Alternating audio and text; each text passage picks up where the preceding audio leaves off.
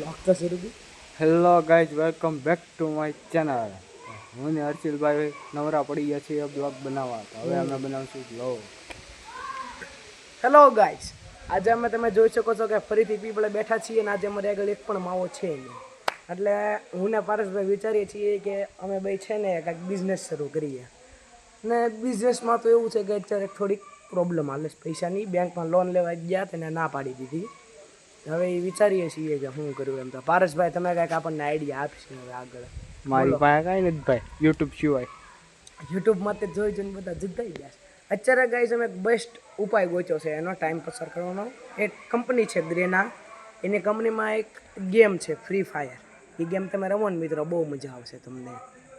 અને બીજું એ કે અમારા અહીંયા શેરીમાં એ શાંતિ, જો અમે આમ વ્યૂ બતાવો ભાઈ બધા આમ જો અમારી બે સિવાય કોઈ અહીંયા ન હોય.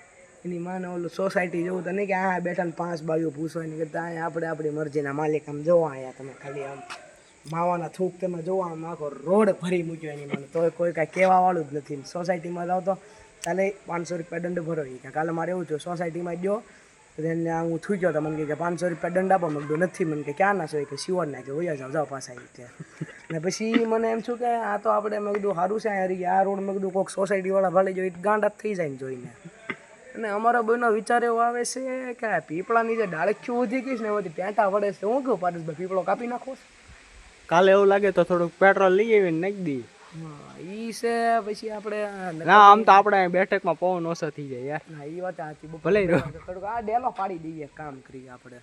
એ પણ ભરતભાઈ ગઢવીનો છે, એ ન પડાય યાર. હા તો એવું છે. તો આ મકાન ભાઈ વાહ. હા હા એ એમ તો ન કામ જ છે. હા તો એ નડે તો આપણે કામ કર્યું આમ પાડીને આમ હળંગ આખું મેદાન કરી નાખ્યું હોય તો. હા તો હાલે આપણે ક્રિકેટ રમવા થાય નવરા ટાઈમ પછી અમે જોઈએ કાંઈ આવો જો આવડી તો પીસ છે બરોબર. સામે કોલું ઘર બતાવી ન્યાય કોઈ નથી એ પાડી દેવાનું. અને અહીંયા જાણે કે આમ પાર્કિંગ એવી રીતે બધા ગાડીઓ પાર્ક કરીને ઉયા જાય જાણે કેમ એના પૂજ્ય પિતાશ્રીનો રોડ હોય એવી રીતે. આમે જો અમારી 2 ગાડી પડી છે. એ કોઈના બાપને તેવડ નથી એનાથી ગાડી હલાવી કે ચણ હોય તો સાઈડમાંથી 4 વ્હીલ લઈને ઉયા જવાનું. બાકી ગાડી હલશે નહીં. આ તમને વ્લોગમાં જાહેર સૂચના કે જો કોઈ પણ અહીંથી ગાડી કાઢવાની ચળ હોય તો તેની ચળની ચકલીથી કાઢે અને ચળની ચકલીથી ઉયા જાય. બાકી ગાડી હલશે નહીં. અને જો કોઈ ગાડી હલાવી તો પછી એની વાહે સમજી જાઓ. પછી તમે આગળ ફેમિલી દેખતી એ બરના ગાલી દુખી સુન ભી નહીં શકતે એવો. મારી આગળ મિત્રો ગાળું તો બહુ છે પણ આ વ્લોગમાં થોડુંક માન મર્યાદાને મોભામાં રહેવું પડે. એટલે બીજું કંઈ નહીં, આઈડી સસ્પેન્ડ થઈ જાય એટલે. બાકી જુઓ તમે અહીંયા અમારે શાંતિ કેટલી અહીંયા. એની કરતાં વચમાં કેવું હતું કે ઠામડા ઉડાડે કાંઈ નહીં તો બાયડી ભાઈડો બાજુ એ ભો એમ કરીને ચકાવે આગળ. પછી વર દેશી પીને આવે તો બાયડીને મારે ને બાયડી ભાઈડાને મારે એવું મેં પહેલાં અહીંયા જોતા. પણ હવે બધા અહીંથી મકાન ખાલી કરીને વહી જાય. તમારે શાંતિ છે નહીં માને એ મસ્ત મજાના આખો દે પડ્યા રહીએ. અમને કોઈ કહેવાવાળો નહીં અહીંયા બધું મારા બાપનું. અહીંયા અમારે ચળ પડે એમ દેખારા કરો બેહો માવા ખાઈને થૂકો કોઈ કંઈ કહે જ નહીં. હવે પારસભાઈ થોડુંક તમને કહેશે. તો ગાય જોયું, આ છે અમારી ફિલોસોફી. અમારા બ્લોગમાં આવું જ કંઈક હોય. માથા ભારે બ્લોગ અમારા, અને અમે માથા ભારે, અને અમારી ટીમ એ માથા ભારે. આ છે અમારી ટીમના મેમ્બર હર્ષિલભાઈ અને હું છું નાથાણી પારસ. આ છે જોશી હર્ષિલભાઈ અને હું છું નાથાણી પારસ. તો અમે અત્યારે પીપળે છીએ અને મસ્તીનું બ્લોગિંગ કરીએ છીએ નવરા.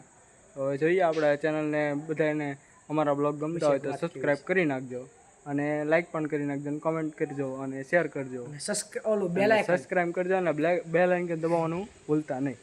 તો હાલો મળીએ કાલે બીજા બ્લોગ. બાકી છે તો આ ભાઈ હર્ષિલભાઈ કંઈક કહેવા માંગે. આ ભાઈએ જે તમને એમ કીધું કે અમે માથા ભરે છીએ બરોબર, એ વાત મિત્રો 100% સાચી. આ તમે શ્યોરમાં એલડી મુની હાઈસ્કૂલ જોઈ ને, હા એ ત્યાં મારી યાર ઘટના ઘટી કાલે. આ કડું તમે જોઈ શકો છો. એ એમાં કેવું છું કે 3 કોક છોકરા હતા. હું શાંતિથી બેઠો હતો બેન્ચમાં. તે મને આવીને કહી કે હાલે ચો એમ કરીને પછી યાદ દીધી 2 એક્શનની. કે સાઈડમાં લઈ લઈ હાલી કે આઘોરે તમે કીધું નથી જવું. તો મારો એ કાંઠલો પકડ્યો. હું મને કહે કે બસ સ્ટેન્ડમાં બાંધવા આવીએ તમે જ્યાં બસ સ્ટેન્ડમાં. તે ઓલી સાયકલની ચેન આવે ખબર ને પારસભાઈ, એ ચેન એ અમારા પગ ઉપર મારી. તે મારો પિત્તળિયો સટકી ગયો. તો મેં શું કર્યું, આ કડું લઈને માથામાં હાથ વખદાય માર્યું સેન્ટરમાં.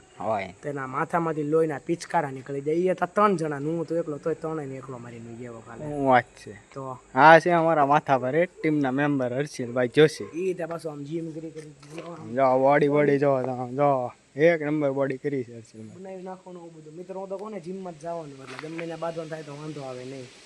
સારું હાલો ગાઈસ, તો મળી આવે કાલે બીજા બીજા બ્લોગમાં. ટાટા.